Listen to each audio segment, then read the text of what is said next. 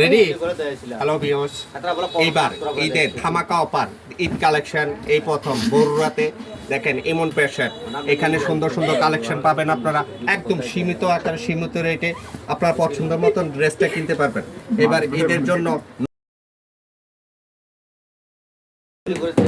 কাপড় দেখেন সৌন্দর্য,